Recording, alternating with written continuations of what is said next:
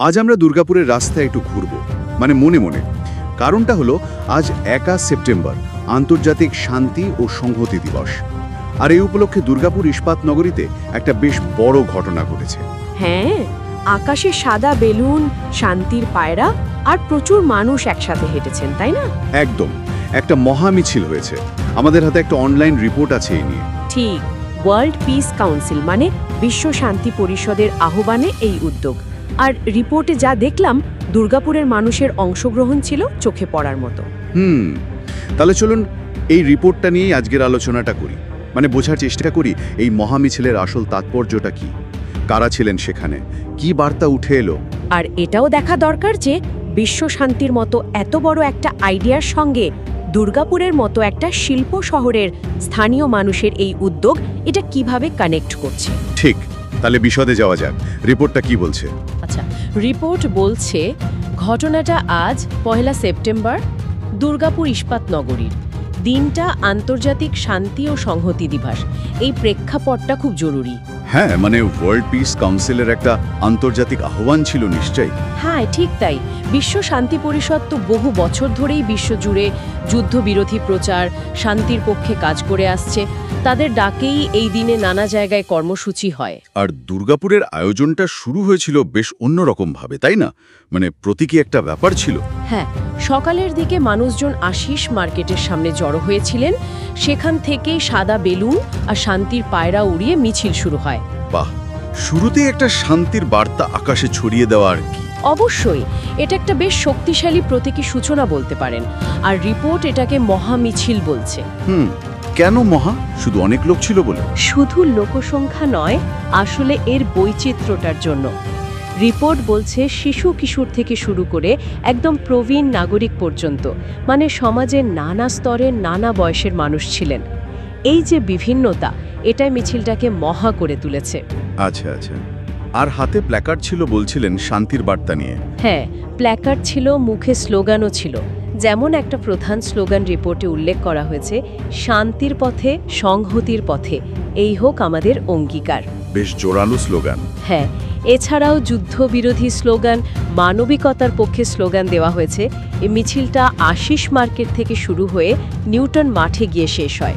এই স্লোগানগুলো মানে যুদ্ধবিরোধিতা, মানবিকতা, শান্তি, সংহতি, এগুলো তো খুব ইউনিভার্সাল আইডিয়া, তাই না? একদম, কোনো নির্দিষ্ট দেশ বা সময়ের গণ্ডিতে বাধা নয়।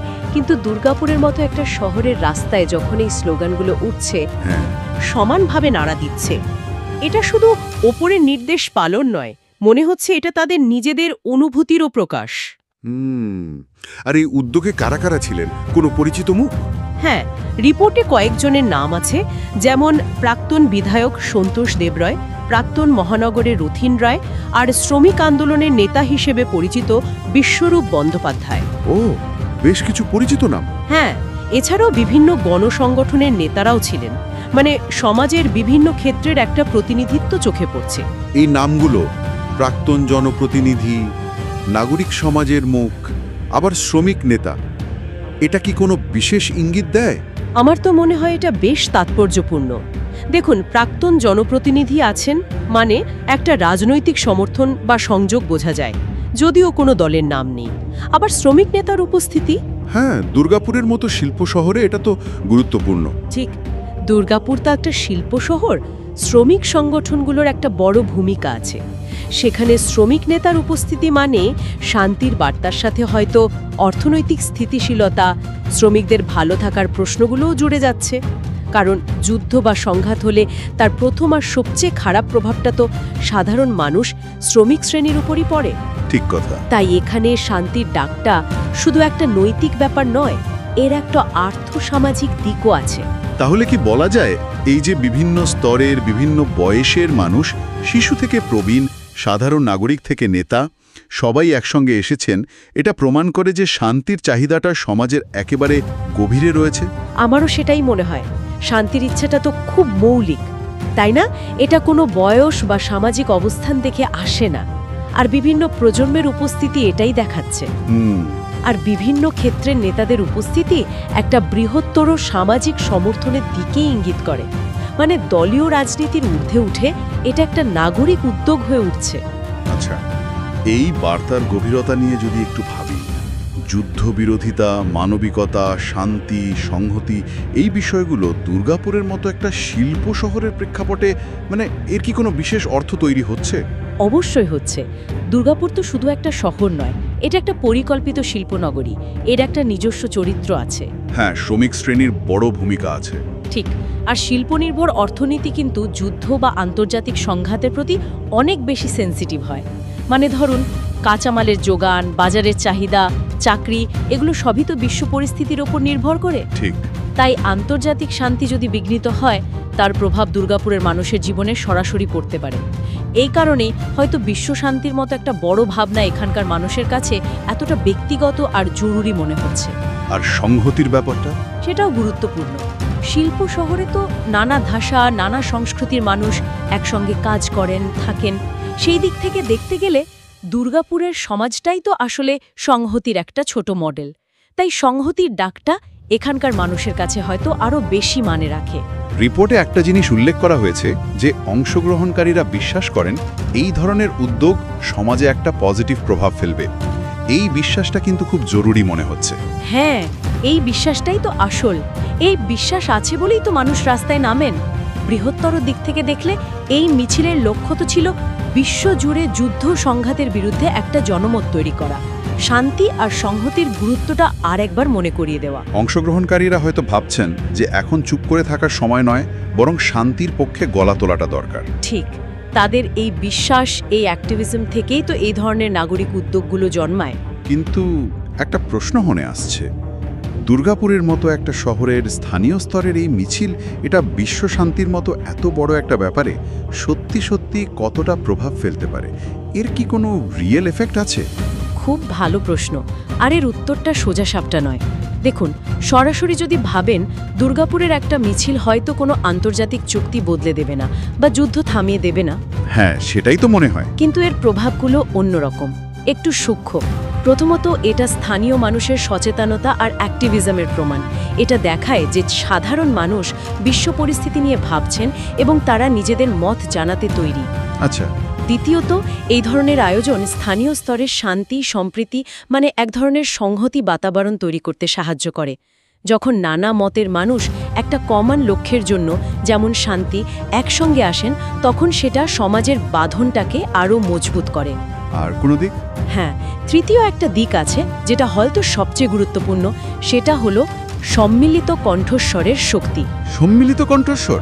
হ্যাঁ, ভাবুন, একই দিনে একই ডাকে সাড়া দিয়ে পৃথিবীর নানা প্রান্তে, সেটা দুর্গাপুরই হোক বা বার্লিন বা টোকিও, যখন একই রকম উদ্যোগ নেওয়া হয়, তখন এই আলাদা আলাদা ঘটনাগুলো মিলে একটা বড় ছবি তৈরি করে।